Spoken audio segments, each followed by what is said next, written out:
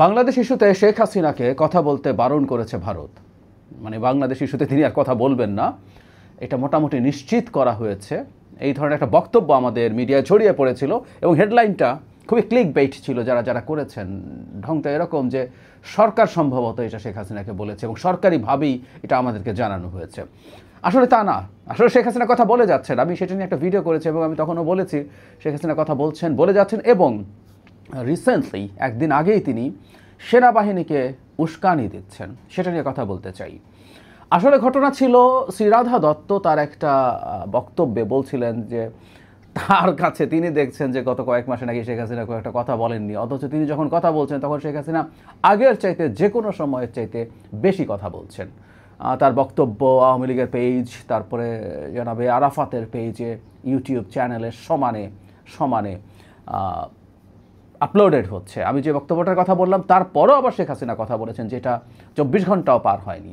So খুবই নিয়মিত বিরতিতে তিনি কথা বলছেন। আমি আমার ওই ভিডিওতে যেখানে শ্রীরাধাদের বক্তব্য নিয়ে কথা বলেছিলাম সেখানে বলেছিলাম যে এটা সত্যতা নেই, তবে সম্ভাবনা আছে, সেটা বলেছি। সেটা সামনের দিকে আর একটু বোঝা যাবে, কিন্তু সত্যতা নেই কারণ তিনি আগের চেয়ে বেশি বলছেন। ইভেন একটা সময় এক ধরনের চুরি করে কথা বলতেন, তিনি কারোর সাথে ফোনে কথা বলছেন, ওটা রেকর্ড করে ছেড়ে দিতেন। ঢংটা এরকম যে কেউ একজন রেকর্ড করে ছেড়ে দিয়েছে।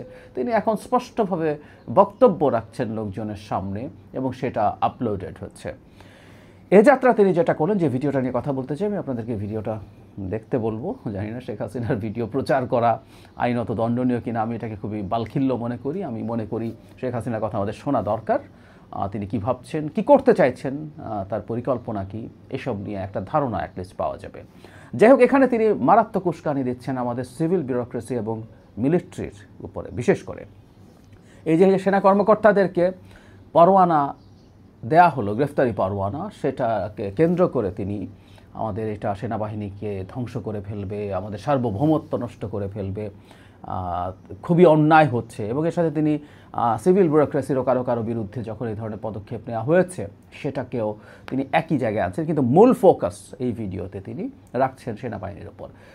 এক ধরনের উস্কানি দেওয়ার চেষ্টা আমরা দেশের মধ্যেও কাউকে কাউকে এটা বলতে দেখেছি, করতে দেখেছি। এবং আমরা এটাও আবার একই সাথে যোগ করে রাখতে চাই যে এই পরোয়ানাকে অ্যাকসেপ্ট করার মাধ্যমে কিছু প্রসিডিউরাল ডিবেট আছে, হয়তো মতভিন্নতা আছে হয়তো, এবং আমি বিশ্বাস করি সেটা আমরা কাটিয়ে উঠতে পারবো।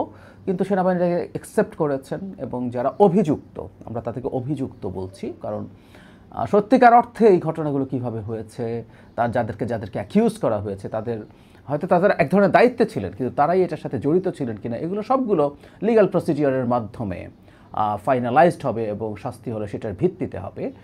সেটার জন্য সেনাবাহিনী সহযোগিতা করছে এবং সেনাবাহিনী মোটেও মনে করছে না যে এটা তাদের মনোবলের উপরে কোনো প্রভাব ফেলবে। আমিও মনে করি না, কারণ যারা যারা করেছেন সেসব ক্রিমিনাল যারা অফিসার আছেন, মারাত্মক রকম একটা ক্রাইম, এটা ক্রাইম অ্যাগেন্স্ট হিউম্যানিটি, তাদেরকে সেনাবাহিনী ওন করার কোনো কারণ নেই।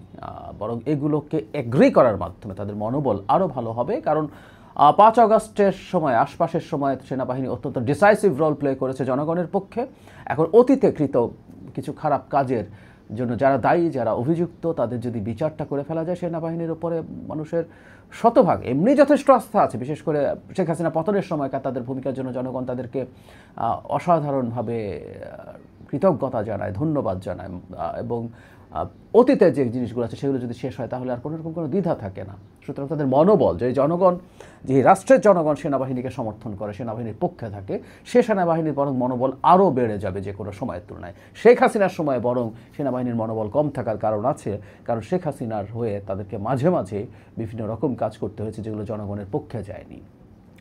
কিন্তু যে কথাটা বলতে চাই, শেখ হাসিনার মুখ বন্ধ না হলেও আমি জানি না ভারত করবে কি না নির্বাচনকে সামনে রেখে, বিশেষ করে তার উপরে যখন তার রায় হয়ে যাবে তখন করবে কি না সেটা একটু দেখার ব্যাপার আছে। আমার মনে হয় খানিকটা হলেও রেস্ট্রিকশন আসতে পারে, কিন্তু শেখ হাসিনার এই মুখ বন্ধ করার ব্যাপারে বাংলাদেশকে চাপ প্রয়োগ করে যেতে হবে ক্রমাগত। সরকার খুবই আন্তরিকভাবে করেছে, অফিসিয়ালি করেছে, এবং আমাদের প্রধান উপদেষ্টা রীতিমতো নরেন্দ্র মোদীর কাছে পার্সোনালি কথা তুলেছেন এবং নরেন্দ্র মোদী সেটাকে আসলে অ্যাগ্রি করেননি। তিনি বলছেন সোশ্যাল মিডিয়াতে কোনো নিয়ন্ত্রণ রাখা যায় না। এগুলো বাজে কথা। সে ভারত যদি বলে দেয় যে তুমি বাংলাদেশকে ডিস্টেবিলাইজ করতে পারো, এই ধরনের কোনো কথাবার্তা বলবে না, এগুলো হোক।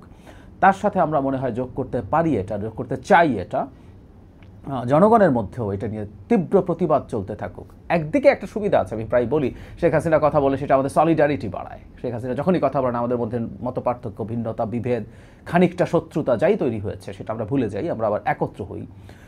কিন্তু হাসিনাকে বন্ধ করতে পারা আমাদের জন্য একটা সাফল্য হিসেবে বিবেচিত হবে। আওয়ামী লীগের লোকজনের কাছে বার্তা দেওয়া যাবে যে ভারত এখন তাদেরকে সমর্থন করছে না। মানে বাংলাদেশের মাটি থেকে শেখ হাসিনা সহ একটা বিরাট দল, কয়েক হাজার লোকজন একেবারে উপজেলা পর্যায় পর্যন্ত ওখানে বসে আছে এবং বাংলাদেশ বিরোধী, বাংলাদেশের রাষ্ট্রবিরোধী কর্মকাণ্ড চালাচ্ছে। এটা ভয়ঙ্কর ব্যাপার। আমরা প্রায় বলছি এই কথাটা, এটা যদি হয়ে থাকে ভারতের আর কোনো নৈতিক অধিকার থাকে না বাংলাদেশের মাটিতে ভারত রাষ্ট্রবিরোধী কোনো কার্যক্রম কেউ চালায় কিনা সেই কথা বলার। ভারতকে এটা মনে রাখতে হবে এবং আমাদের পক্ষ থেকে আমরা নাগরিকরা যতটা পারি শোরগোল করবো এবং এই প্রশ্ন তুলব। আমরা চাই না ভারতের কোনো রকম কোনো সিকিউরিটি কনসার্ন বাংলাদেশের মাটি থেকে হোক, কিন্তু বাংলাদেশেরটা হবে আর বাংলাদেশ উল্টো ভারতের মতো করে ভারতের স্বার্থ রক্ষা করে যাবে। এটা হয় না, আন্তর্জাতিক সম্পর্ক এভাবে চলে না। এটা একটা ট্রেড অফের ব্যাপার। আমার সেফটি সিকিউরিটি যদি ভারত নিশ্চিত করে, আমরাও ভারতের সেফটি সিকিউরিটি নিশ্চিত করব। ভারতকে এই ব্যাপারগুলো স্মরণ করিয়ে দেওয়া আমাদের মাঝে মাঝে দরকার হবে। সুতরাং শেখ হাসিনার মুখ বন্ধ করা শুধু না, শেখ হাসিনাকে হয়তো আমরা পাবো না, আমাদেরকে হস্তান্তর হয়তো করা হবে না, কিন্তু আরও বহু লোকজন আছে মন্ত্রী পর্যায়ের, এমপি পর্যায়ের, নেতা পর্যায়ের, তাদেরকে বাংলাদেশের কাছে হস্তান্তর করতে হবে। না হলে আসলে ভারত বাংলাদেশের সাথে একটা মোটা দাগের স্বাভাবিক সম্পর্ক চালিয়ে যাওয়ার আশা করতে পারে না।